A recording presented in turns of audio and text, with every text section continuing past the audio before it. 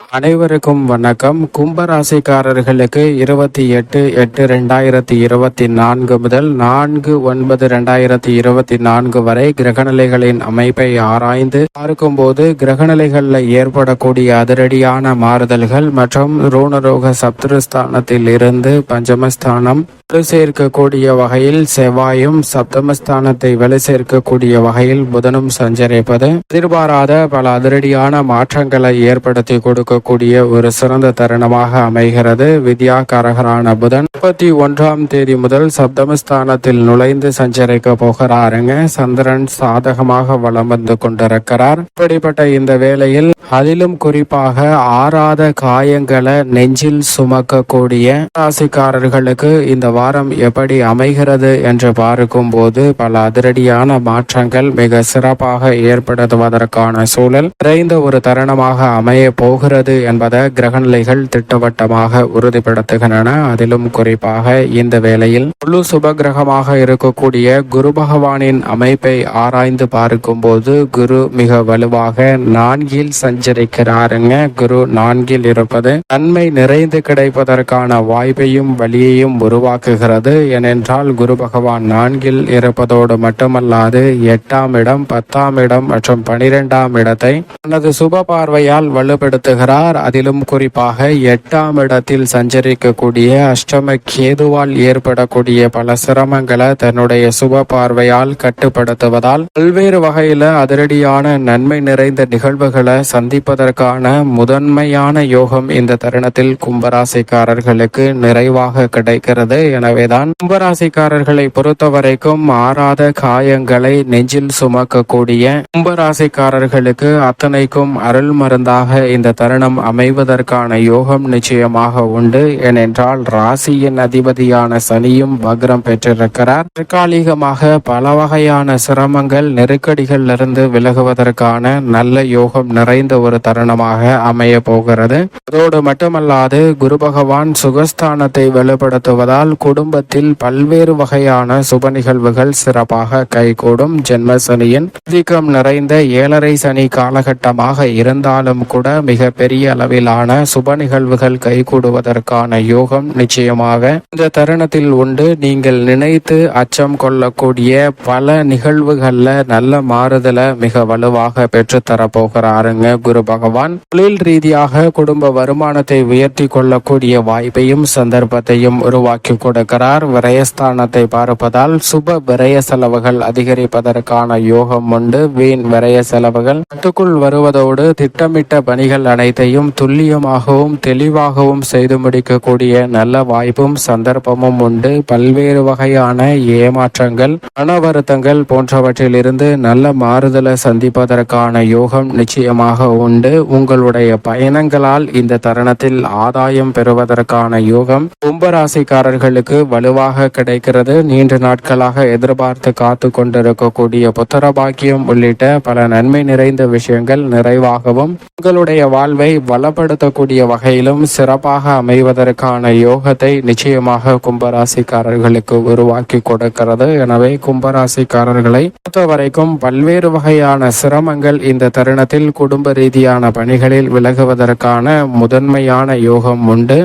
உத்தியோக ரீதியான பணிகளை பொறுத்த வரைக்கும் ராசியின் அதிபதியான சனி பகவான் ஜென்ம ராசியில் ஆட்சி பலம் பெற்றும் அங்கு வக்ரம் பெற்றும் சஞ்சரிக்கிறார். பல கிரகநிலைகள் உத்தியோகம் சார்ந்த பணிகள்ல ஆதிக்கத்தை செலுத்தினாலும் பல வகையில தன்னுடைய ஆதிக்கத்தின் கீழ்தான் உத்தியோகம் தொழில் சார்ந்த பணிகளை மிக சிறப்பாக செயல்படக்கூடிய வாய்ப்பையும் துரிதமான நகர்வையும் ஏற்படுத்தி கொடுக்கக்கூடிய ஒரு அமைப்பில் ராசியின் அதிபதியான சனி சஞ்சரிக்கிறாருங்க. அவர் ஜென்ம ராசியில் ஆட்சி பலம் பெற்றிருப்பது ஒரு வகையில் கும்பராசிக்காரர்களுக்கு நன்மையும், ஆனால் அதே சமயம் 7.5 சனியாக இருப்பதால் சற்று கூடுதல் கவனமும் விழிப்புணர்வும் மிக முக்கியமாக தேவைப்படுகிறது. இந்த வேளையில் அவர் வக்ரம் பெற்றிருப்பதால் சற்று அலைச்சலும் பணி சார்ந்த சூழ்நிலைகளும் அதிகரிப்பதற்கான சூழல் உண்டு. ஆனால் ஏனென்றால் பெரிய அளவில் இருந்து வந்த பல குழப்பமான மனநிலைகள் மற்றும் பல விஷயங்கள்ல தெளிவு பிறப்பதற்கான யோகம் உண்டு. அதிலும் குறிப்பாக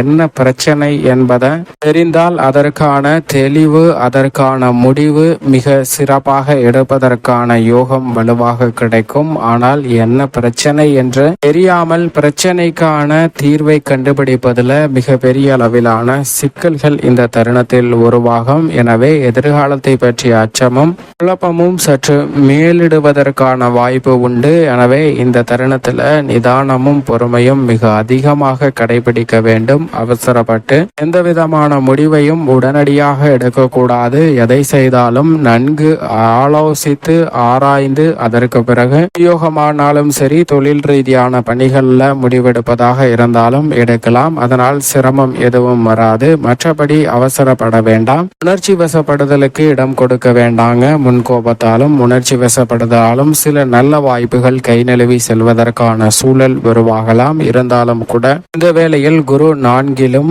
உத்தமத்தில் சுக்கிரன், சூரியன், புதன் போன்ற கிரகநிலைகளும் சஞ்சரிப்பதால் எதிர்பார்ப்புகள் பூர்த்தியாவதற்கான யோகம் வலுவாக உண்டு. தொழில்துறை, வியாபாரத்துறை ரீதியான பணிகளை எதிர்பார்த்தபடி லாபத்தை உயர்த்தி கொள்ளக்கூடிய வாய்ப்புகளும் சந்தர்ப்பங்களும் நிறைவாக அமையும். ஆனால் சற்று திட்டமிடுதல் என்பது கூடுதல் மிகுந்த கவனம் நிறைந்த ஒன்றாக பார்க்கப்படுகிறது. ஏனென்றால் பல்வேறு வகையான உற்பத்தி சார்ந்த பணிகளில் சில சிரமங்களும் தடைகளும் சந்திப்பதற்கான சூழல் உண்டு. பங்குதாரர்கள், வாடிக்கையாளர்களின் ஒத்துழைப்பு கிடைப்பதில் சில தாமதம் ஏற்படுவதற்கான வாய்ப்பு உண்டு. எனவே இந்த தருணத்தில் கூடுதல் நிதி நெருக்கடிகளை சந்திப்பதற்கான சாத்தியக்கூறுகள் வலுவாக இருக்கிறது. அதிக கவனத்துடனும் விழிப்புணர்வுடனும் செயல்பட்டால் மட்டும்தான் அவற்றை தவிர்ப்பதற்கான யோகம் வலுவாக கிடைக்கும் என்பதில் சந்தேகமே இல்லை. மேலும் இந்த வேளையில் மிக வலுவாக சூரியன் சப்தமஸ்தானமாகிய 7ல் ஆட்சி பலம் பெற்றிருக்கிறாருங்க. எனவே அலைச்சல் வெகுவளவில் குறையும். ஆனால் சில நேரங்களில் எதிர்பார்க்கக்கூடிய வெற்றி வாய்ப்பு என்பது சில வாய்ப்புகளை கைநழுவி செல்வதற்கான சூழலையும் உருவாக்கி விடலாம். கவனத்துடன் இருக்க வேண்டும். இதற்கு மிக முக்கிய காரணமாக பார்க்கப்படுவது அஷ்டமஸ்தானம் என்று சொல்லக்கூடிய 8ஆம் இடத்தில் நீச்சம் பெற்று ராசிக்கு நட்பு கிரகமாக இருக்கக்கூடிய சுக்கிரன் வலம் வந்து கொண்டிருக்கிறாருங்க. சுக்கிரன் அஷ்டமத்தில் இருப்பதால் அனைத்து பணிகளிலும் கூடுதல் கவனமும் விழிப்புணர்வும் மிக முக்கியமாக தேவைப்படக்கூடிய ஒரு தருணமாக பார்க்கப்படுகிறது. அதிலும் குறிப்பாக கலைத்துறை சார்ந்த பணிகளில் இந்த தருணத்தில் நிதானமும் பொறுமையும் அதீதமாக தேவை. மற்றவர்களை எண்ணி கவலைப்பட வேண்டாம். உங்களுடைய செயல்பாடுகள்ல மட்டும் நுணுக்கமாக செயல்பட்டாலே போதும். மக்கள் மத்தியில் உங்களுடைய திறமைக்கு அங்கீகாரம் கிடைக்கக்கூடிய வகையிலும் எதிர்பார்க்கக்கூடிய பொருளாதார ரீதியான முன்னேற்றமும் சிறப்பாக அமைவதற்கான யோகம் வலுவாக உண்டு. அரசியல் சார்ந்த பணிகளை பொறுத்த வரைக்கும் அரசியல் துறைக்கு சம்பந்தப்பட்ட பெருவாரியான கிரகநிலைகள் சற்று சாதகமற்ற அமைப்பில்தான் வலம் வருகின்றன. எனவே நிதானம் மிக முக்கியமாக தேவை. ஆனால் குரு உள்ளிட்ட சில கிரகநிலைகள் சாதகமாக வலம் வருவதால் உங்களுடைய திட்டங்களை சிறப்பான முறையில் செயல்படுத்துவதற்கான யோகம் கும்பராசிக்காரர்களுக்கு உண்டு. வித்யாகாரகரான புதன் சப்தமஸ்தானத்தில் நுழைந்திருப்பதால் மாணவர்களின் கல்வியில் நல்ல முன்னேற்றம் கிடைக்கும். பஞ்சமஸ்தானத்தில் செவ்வாய் நுழைந்து சஞ்சரிக்கிறாருங்க. எனவே புதிதாக நிலம், வீடு, வாகனம் வாங்குவதற்கான யோகம் கிடைக்கும். நல்ல லாபம் நிறைவாக பெறக்கூடிய வகையில் விளைச்சலும் வருமானமும் அமையும். பெண்மணிகளை பொறுத்தவரைக்கும் குரு, சுக்கிரன் ஆகிய 2 கிரகநிலைகளை ஒப்பிடும் போது பெரிய அளவுல சிரமத்தை ஏற்படுத்தி கொடுக்கக்கூடிய அமைப்பில் இல்லை. எனவே இந்த தருணத்தில் பெண்மணிகள் எதிர்பார்க்கக்கூடிய பல சுப நிகழ்வுகள் கைகூடும். மேலும் இந்த தருணத்தை கும்பராசிக்காரர்கள் மிக சிறந்த மகிழ்ச்சிகரமான தருணமாக மாற்றிக்கொள்ள நிச்சயமாக வாரத்தில் ஏதேனும் ஒரு நாள் விரதம் இருந்து அருகாமையில் உள்ள இஷ்ட தெய்வ ஆலயம் சென்று தீபமேற்றி வழிபாடு செய்யுங்கள். தங்கள் வாழ்வில் சந்திக்கக்கூடிய தடைகள், சிரமங்கள் நிச்சயமாக விலகும். கும்பராசிக்காரர்களுக்கு நெஞ்சில் சுமக்கும் ஆறாத காயங்களுக்கு அருள் மருந்தாகவும் அமையும் என்பதில் சந்தேகமே இல்லை.